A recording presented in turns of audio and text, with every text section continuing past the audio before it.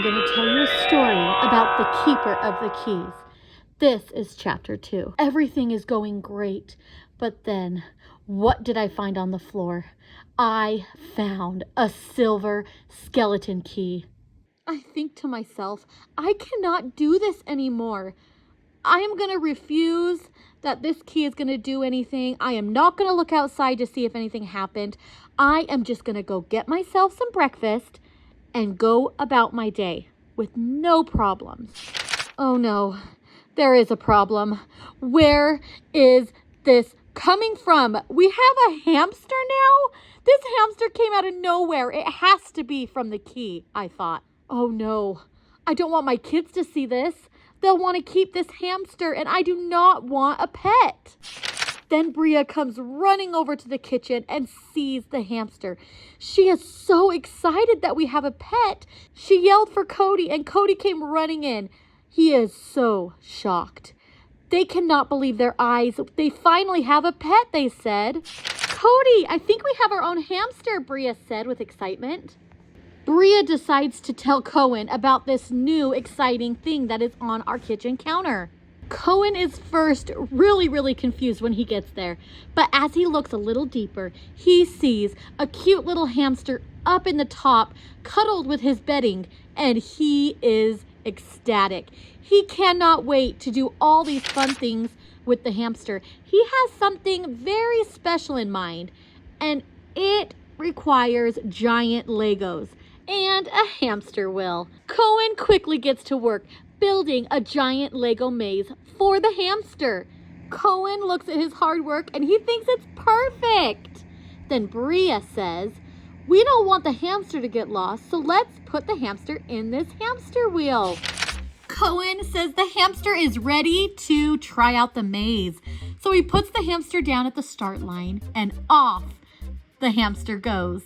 Turns to the left and then gets confused and goes back the opposite direction to the right. This hamster is a little confused. The kids begin to encourage her to do the maze correctly, and she goes back the opposite way. This might be a little tricky, Bria says. Let's take her out of the hamster wheel and see if she could do it. Once she is out of the hamster wheel, this hamster is going super fast around every corner. She is such a cute little thing. She is sniffing, she is looking, trying to see over, but she is too short. Oh, dead end. Gotta go the opposite direction.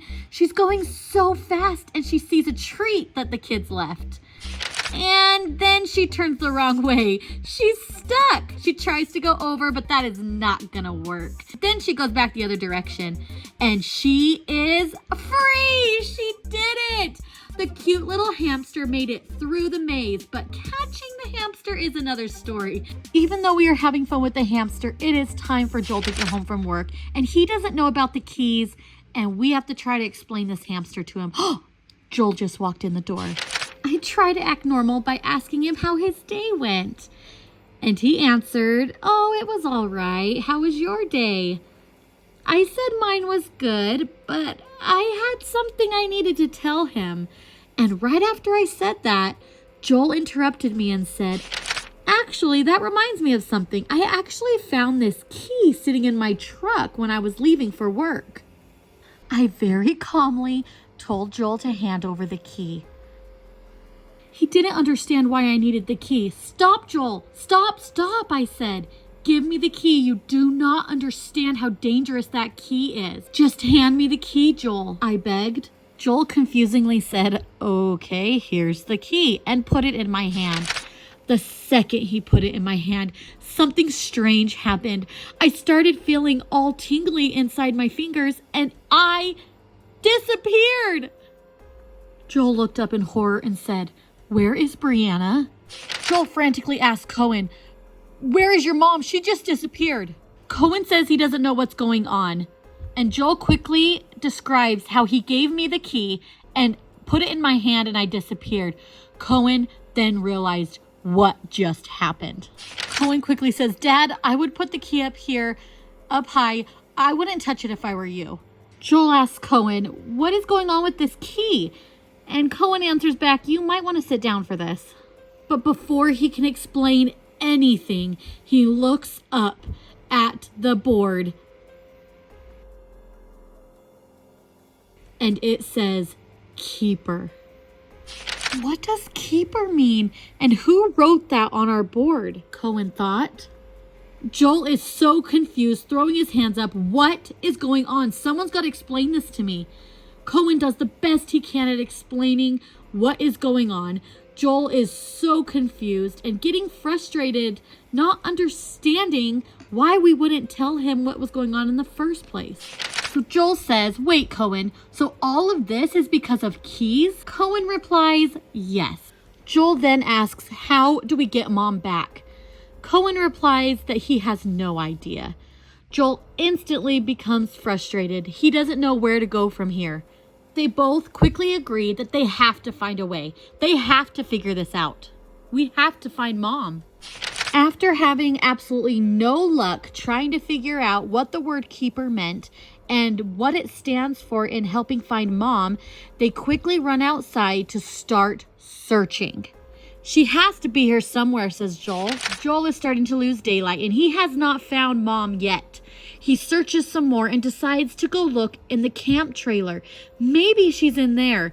It's a tight squeeze because it's covered, but Joel manages to get Bria inside the trailer and he peeks his head in to search for Mom. Bria looks everywhere, but she cannot find Mom. Joel sadly shakes his head and says, she's not in here.